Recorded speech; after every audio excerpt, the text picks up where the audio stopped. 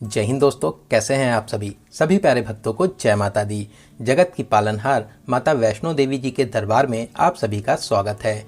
दोस्तों, माता रानी का ये अलौकिक और दिव्य दरबार जम्मू के कटरा शहर में स्थित है, जहां माता रानी त्रिकुटा पर्वत पर विराजमान हैं। माता रानी का बुलावा मिलते ही करोड़ों भक्त इस चमत्कारी दरबार में दर्शन कर अपनी सभी मुरादों को पूरा करते हैं। तो दोस्तों, आज के इस खास वीडियो में मैं आपको माता वैष्णो देवी में दर्शन और यात्रा की संपूर्ण जानकारी बताऊंगा। तो अगर आप भी माता रानी के दर्शन करने वैष्णो देवी आने की प्लानिंग बना रहे हैं तो आप एकदम सही वीडियो देख रहे हैं। ये वीडियो आपकी बहुत हेल्प करेगा। इस वीडियो में बात करेंगे आप यहाँ तक कैसे पहुँचेंगे, रुकने के लिए होटल या धर्मशाला कहाँ पर लेना चाहिए, दर्शन के लिए RFID कार्ड कहां और कैसे बनवाएं, यात्रा करने का सही तरीका क्या है, घोड़ा, पिट्ठू, पालकी, रोपवे, हेलीकॉप्टर, इनके क्या रेट्स हैं, माता रानी के दर्शन करने के बाद में आप और कहां घूम सकते हैं, खाने पीने की कैसी व्यवस्था है, और वीडियो के लास्ट में बात करेंगे संपूर्ण बजट की। तो वैष्णो देवी यात्रा की A to Z complete information के लिए वीडियो को एक बार पूरा जरूर देखें। तो चलिए माता रानी का नाम लेके शुरू करते हैं आज की इस पावन यात्रा को। दोस्तों, कमेंट बॉक्स में जय माता दी जरूर लिखें। दोस्तों, अगर आपको वीडियो की जानकारी हेल्पफुल लगे तो वीडियो को लाइक जरूर करें। साथ ही साथ अगर अभी तक आप हमारी फैमिली यात्रा मित्र से नहीं जुड़े हैं तो प्लीज़ चैनल को सब्सक्राइब जरूर करें। साथ ही साथ बेल आइकन प्रेस करने के बाद में ऑल नोटिफिकेशन जरूर क्लिक करें। तो चलिए बिना किसी देरी के वीडियो में आगे बढ़ते हैं और एकदम शुरू से शुरू करते हैं और जानते हैं आप यहाँ तक कैसे पहुँचेंगे। बात करें ट्रेन की तो आपको आना होगा जम्मू। यहाँ पर वेल कनेक्टेड रेलवे स्टेशन है। जम्मू रेलवे स्टेशन के बाहर ही बस स्टैंड और टैक्सी स्टैंड बने हुए हैं, जहाँ से आपको कटरा के लिए हर 10 मिनट में बसेस मिल जाएंगी। जम्मू से कटरा की दूरी लगभग 52 किलोमीटर की है। ऑर्डनरी बस में आपसे 80 रुपये का चार्ज लेते हैं, नॉन स्टॉप ऑर्डनरी बस में 100 रुपये, सेमी डिलक्स AC बस में 120 रुपये और डिलक्स AC बस में आपसे 150 रुपये का चार्ज करते हैं। वहीं प्राइवेट टैक्सी वाले इस दूरी के लिए 1500 से 2000 रुपये का चार्ज करते हैं। इसके अलावा कटरा में भी माता वैष्णो देवी कटरा रेलवे स्टेशन बना हुआ है। कुछ train direct Katra railway station तक भी आती हैं। तो चलिए बहुत ही शानदार सफर पूरा करते हुए, बहुत सी सुरंगों और पहाड़ी रास्तों को पार करते हुए 1 से 1.5 घंटे में अब हम लोग पहुंच चुके हैं कटरा। सामने ही आपको माता रानी का प्यारा सा पर्वत दिखाई दे जाएगा, जिसको देखकर आपको बहुत ही सुकून मिलेगा। तो चलिए अब हम लोग बात करते हैं यहाँ पर रुकने के लिए होटल या धर्मशाला कहाँ पर लेना चाहिए। दोस्तों, कटरा में फुवारा चौक मेन सेंटर पॉइंट है। यहीं पर बस स्टैंड और टैक्सी स्टैंड बने हुए हैं। साथ ही कटरा की मेन मार्केट भी सामने है। आप फुवारा चौक के 100 से 200 मीटर रेंज में कहीं पर भी होटल ले सकते हैं।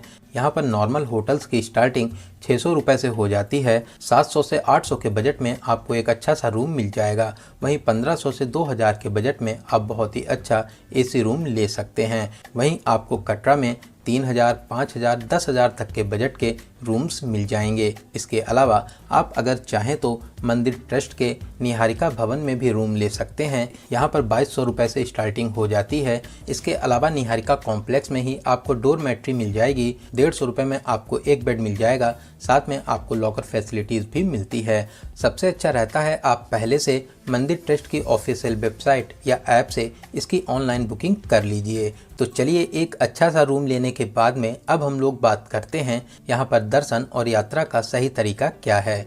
दोस्तों, माता रानी का ये अलौकिक मंदिर कटरा से लगभग 13 किलोमीटर दूर ऊपर त्रिकुटा पर्वत पर स्थित है। यात्रा और चढ़ाई करने से पहले आपको RFID कार्ड बनवाना होता है, जो चेक पोस्ट पर चेक किया जाता है। आप इस RFID कार्ड को Jammu railway station, Katra railway station, Katra bus stand के पास में या ताराकोट मार्ग पर भी बनवा सकते हैं। आपके पास में आधार कार्ड होना चाहिए और ये सभी को बनवाना जरूरी होता है और ये फ्री में बनता है। तो चलिए अब हम लोग बात करते हैं यात्रा और चढ़ाई की। दोस्तों, माता रानी के भवन तक पहुंचने के लिए 2 प्रमुख मार्ग हैं, एक पुराना बाणगंगा मार्ग और दूसरा नया ताराकोट मार्ग। सबसे पहले हम लोग बात करेंगे बाणगंगा मार्ग की। आप कटरा से ऑटो या पैदल यात्रा करते हुए बाणगंगा चेक पोस्ट के पास में आ जाइए। सामने ही आप बाणगंगा चेक पोस्ट देख रहे हैं। दोस्तों, यहाँ पर आपका सारा सामान और RFID कार्ड चेक किया जाता है। फिर उसके बाद में आप बाणगंगा मार्ग पर आ जाएंगे। दोस्तों अगर आप पैदल चढ़ाई करने में असमर्थ हैं तो आप यहाँ पर घोड़ा, पिट्ठू और पालकी के माध्यम से भी जा सकते हैं। यहाँ पर प्रीपेड काउंटर बने हुए हैं, आप लोग इन्हीं काउंटर से बुकिंग करें। सभी रेट्स बोर्ड पर लिखे हुए हैं। इन सभी के रेट्स की बात करें तो घोड़े वाले बाणगंगा से अर्धकुमारी तक 500 रुपये और बाणगंगा से भवन तक के लिए 1100 रुपये का चार्ज करते हैं। पालकी वाले बाणगंगा से अर्धकुमारी तक 100 किलो तक के वजन के लिए 1500 रुपये और 100 से ऊपर वजन के लिए 1900 रुपये का चार्ज करते हैं। बाणगंगा मार्ग से भवन तक के लिए 100 किलो वजन तक के लिए 3450 रुपये और इससे ऊपर के वजन के लिए 4300 रुपये का चार्ज करते हैं। पिट्ठू के रेट की बात करें, जिसे वॉकर या ट्रॉली भी कहते हैं, बाणगंगा से अर्धकुमारी के लिए 250 रुपये और बाणगंगा से भवन तक के लिए 550 रुपये का चार्ज करते हैं। यात्रा करते हुए मात्र आप 500 मीटर आगे बढ़ेंगे, यहीं पर गुलशन कुमार जी का भंडारा है। आप भंडारे में प्रसाद स्वरूप भोजन ग्रहण कर सकते हैं। दोस्तों इस मार्ग पर दोनों साइड दुकानें हैं, तो आपको खाने पीने की कोई भी परेशानी नहीं होगी। साथ ही साथ मार्ग पर जगह जगह सीढ़ियां भी बनी हुई हैं। अगर आप एकदम फिट हैं तभी सीढ़ियों का प्रयोग करें, क्योंकि सीढ़ियों में बहुत ही जल्दी थकान आ जाती है। लेकिन इस मार्ग पर घोड़े भी चलते हैं, जिससे पैदल यात्रियों को बहुत परेशानी भी होती है।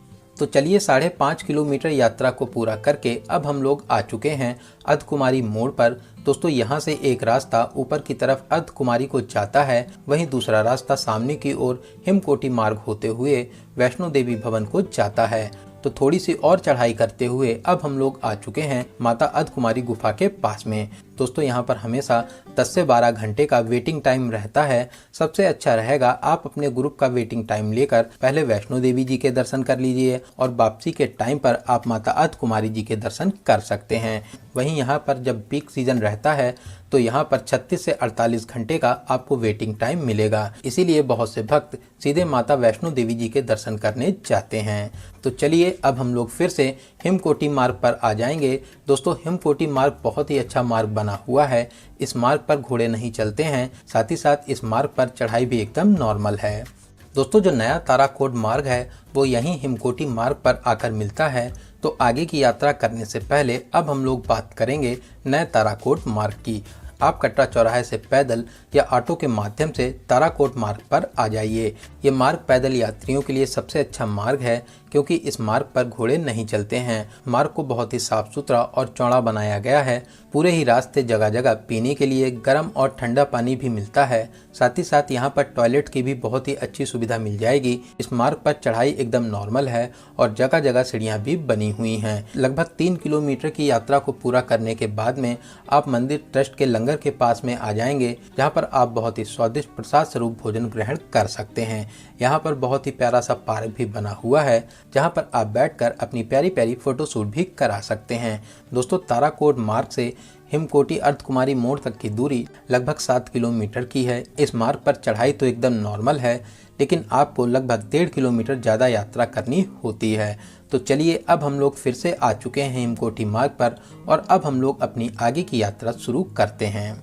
दोस्तों छोटे छोटे बच्चे हों, बड़े हों या फिर बूढ़े, सभी लोग आपको माता रानी का जयकारा लगाते हुए इस पावन यात्रा में आपको मिल जाएंगे। हिमकोटी मार्ग पर जगह जगह मंदिर ट्रस्ट के भोजनालय भी बने हुए हैं, जहां पर आप बहुत ही कम रेट पर खाना पीना कर सकते हैं।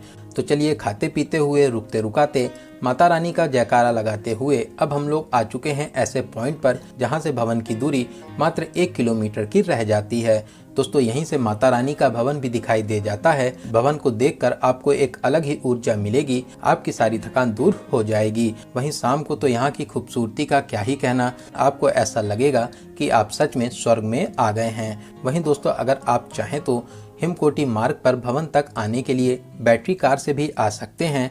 अर्धकुमारी से भवन तक के लिए बैटरी कार सेवा भी चलती है। इसके लिए आपको पहले से ऑनलाइन बुकिंग करना रहता है। आप मंदिर ट्रस्ट की ऑफिशियल वेबसाइट या ऐप के माध्यम से 450 रुपये पर पर्सन में इसकी बुकिंग कर सकते हैं। तो चलिए 1 किलोमीटर की और यात्रा करके अब हम लोग आ चुके हैं स्वर्ग से सुंदर श्री माता वैष्णो देवी जी के पावन दरबार में। दोस्तों अगर आपको पहुंचते पहुंचते शाम हो गई है और आप भवन के पास में रुकना चाहते हैं तो यहाँ पर बहुत से भवन बने हुए हैं। कालिका भवन, मनोकामना भवन, श्रीधर भवन, पार्वती भवन और भी बहुत से भवन बने हुए हैं जहां पर आप रूम ले सकते हैं या फिर आप डोरमेट्री भी ले सकते हैं। लेकिन इसके लिए आपको पहले से ऑनलाइन बुकिंग करना रहता है। इसके अलावा आप अगर यहाँ पर फ्री में रुकना चाहते हैं तो आप पार्वती भवन, दुर्गा भवन और श्री राम मंदिर के पास में बड़ा सा हॉल बना हुआ है जहाँ पर आप फ्री में रुक सकते हैं। यहाँ पर आप कंबल काउंटर से कंबल ले लीजिए। 100 रुपए पर कंबल मिलता है। जब आप कंबल वापस करेंगे तो आपके 100 रुपए भी वापस हो जाएंगे। तो चलिए अब हम लोग बात करते हैं दर्शन की।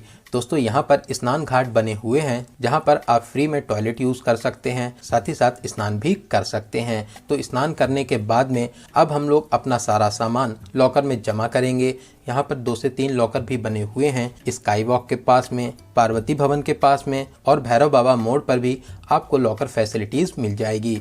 मंदिर के अंदर मोबाइल फ़ोन, सभी इलेक्ट्रॉनिक सामान, पर्स, बेल्ट ये सब ले जाना मना है। तो चलिए लॉकर में सारा सामान जमा करने के बाद में लाइन में लगकर स्काई वॉक होते हुए आगे बढ़ेंगे। सबसे पहले प्राचीन गुफा के दर्शन करेंगे, फिर गुफा में प्रवेश कर माता रानी के दर्शन प्राप्त करेंगे। यहाँ पर माता रानी पिंडी रूप में महाकाली, महालक्ष्मी, महासरस्वती के रूप में विराजमान हैं।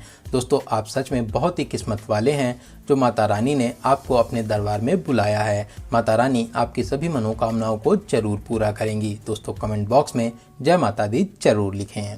दोस्तों भवन से निकलने के बाद में आप श्री राम मंदिर में दर्शन कर सकते हैं, हनुमान जी के दर्शन कर सकते हैं। फिर आप लगभग 100 सीढ़ियाँ नीचे उतरकर महादेव जी के दर्शन जरूर करें। महादेव दिव्य रूप में गुफा में विराजमान हैं। दोस्तों मंदिर की टाइमिंग की बात करें, ऐसे तो 24 घंटे मंदिर खुला रहता है। सुबह 5:30 से 7 बजे तक और शाम को 6 बजे से 8 बजे तक आरती का टाइम होता है। इस टाइम पर नॉर्मल दर्शन बंद रहते हैं। जो भी भक्त अटका आरती में शामिल होना चाहते हैं वो पहले से ऑनलाइन बुकिंग करके इसमें शामिल हो सकते हैं। तो माता रानी के दर्शन करने के बाद में अब हम लोग चलेंगे भैरवनाथ जी के दर्शन करने। दोस्तों ऐसी मान्यता है माता रानी के दर्शन करने के बाद में भैरव बाबा के दर्शन जरूर करना चाहिए, तभी आपकी यात्रा पूरी मानी जाती है। भैरव मंदिर भैरव घाटी पर स्थित है जो भवन से लगभग 3 किलोमीटर दूरी पर स्थित है। यहाँ तक आप चाहें तो पैदल जा सकते हैं या घोड़े के माध्यम से 250 से 300 रुपए देकर ऊपर भैरव मंदिर तक पहुँच सकते हैं। इसके अलावा यहाँ पर रोपवे सेवा भी चलती है। सर्दियों में सुबह 8 बजे से 4 बजे तक और गर्मियों में सुबह 7 बजे से शाम 6 बजे तक आप रोपवे के माध्यम से ऊपर भैरव मंदिर तक जा सकते हैं।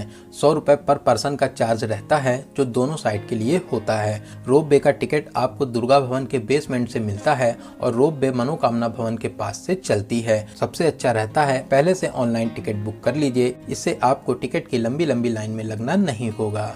तो चलिए रोपवे का बहुत ही प्यारा सा सफर पूरा करके अब हम लोग आ चुके हैं भैरवनाथ मंदिर के पास में। तो चलिए सबसे पहले हम लोग भैरव बाबा जी के दर्शन करेंगे। लाइन में लगकर मंदिर में प्रवेश करेंगे जहां पर हनुमान जी और भैरव बाबा के दर्शन कर आशीर्वाद प्राप्त करेंगे।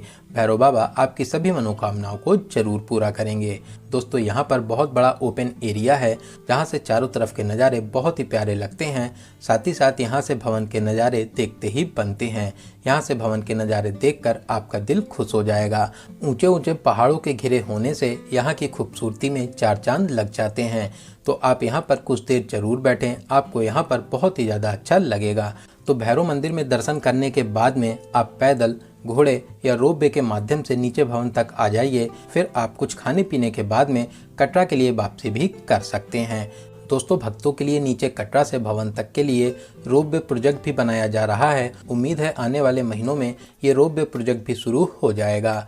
दोस्तों आप इस यात्रा को हेलीकॉप्टर के माध्यम से भी पूरा कर सकते हैं। कटरा से सांझी छत तक के लिए हेली सर्विस भी मिल जाएगी। इसमें एक पर्सन के लिए एक साइड का 2210 रुपये और दोनों साइड के लिए 4420 रुपये का चार्ज लेते हैं। सांझी छत से भवन की दूरी लगभग 1 किलोमीटर की रह जाती है, जिसे आप पैदल या घोड़े के माध्यम से पूरा कर सकते हैं। सबसे अच्छा रहता है आप इसकी बुकिंग पहले से ऑफिशियल वेबसाइट या ऐप के माध्यम से अपनी यात्रा डेट से 2 महीने पहले से कर सकते हैं। वहीं अगर आप offline on the spot ticket लेना चाहते हैं तो फिर आप निहारिका भवन से इसकी बुकिंग कर सकते हैं। अगर नॉर्मल भीड़ है तो आप सुबह लाइन में लग जाइए, दोपहर या शाम तक आपको हेलीकॉप्टर के टिकट्स मिल जाएंगे। वहीं ज़्यादा भीड़ भाड़ होने पर टिकट मिलना मुश्किल हो जाता है। तो चलिए दोस्तों, अब हम लोग बात करते हैं सबसे ज़रूरी क्वेश्चन बजट की। कितने बजट में आप इस पावन यात्रा को पूरा कर लेंगे। दोस्तों, अगर आप 2 लोग हैं और आप 3 डेज़ और 2 नाइट का प्लान बनाने के बाद में घर के लिए वापसी कर लेते हैं और आप पैदल यात्रा करते हैं, तो फिर आप मान के चलिए कि 6,000 से 7,000 रुपये प्लस ट्रेन टिकट, इतने बजट में आप इस पावन यात्रा को पूरा कर लेंगे। दोस्तों, माता रानी के दर्शन करने के बाद में मैक्सिमम लोग पटनी टॉप और शिव कोड़ी की यात्रा भी करते हैं। रास्ते में और भी बहुत से प्रमुख मंदिर हैं, जैसे 9 देवी मंदिर, धनसर बाबा मंदिर, जित्तो बाबा मंदिर और भी बहुत से पॉइंट्स हैं जिनको लोग कवर करते हैं। तो अगर आप पटनी टॉप, शिवकोड़ी और आसपास के मंदिरों के वीडियो देखना चाहते हैं तो डिस्क्रिप्शन बॉक्स में आपको लिंक मिल जाएगी, आप उन वीडियोस को भी जरूर देखें। तो दोस्तों, यहाँ पर मैंने आपको माता वैष्णो देवी जी की यात्रा से रिलेटेड हर एक छोटी बड़ी जानकारी को बहुत ही अच्छे और सही से देने की पूरी कोशिश की है। अगर फिर भी आपके कोई क्वेश्चन रह जाते हैं तो आप कमेंट के माध्यम से पूछ सकते हैं। दोस्तों, आपको ये वीडियो कैसा लगा और आप इस वीडियो को कहाँ से देख रहे हैं, कमेंट बॉक्स में ज़रूर बताइएगा। तो चलिए दोस्तों, अब मिलते हैं किसी ऐसे ही इन्फॉर्मेटिव वीडियोस में। तब तक आप अपना और अपने परिवार का बहुत ज़्यादा ख्याल रखें। आपकी यात्रा सफल, सुगम और मंगलमय हो। जय हिंद, जय भारत, जय माता दी।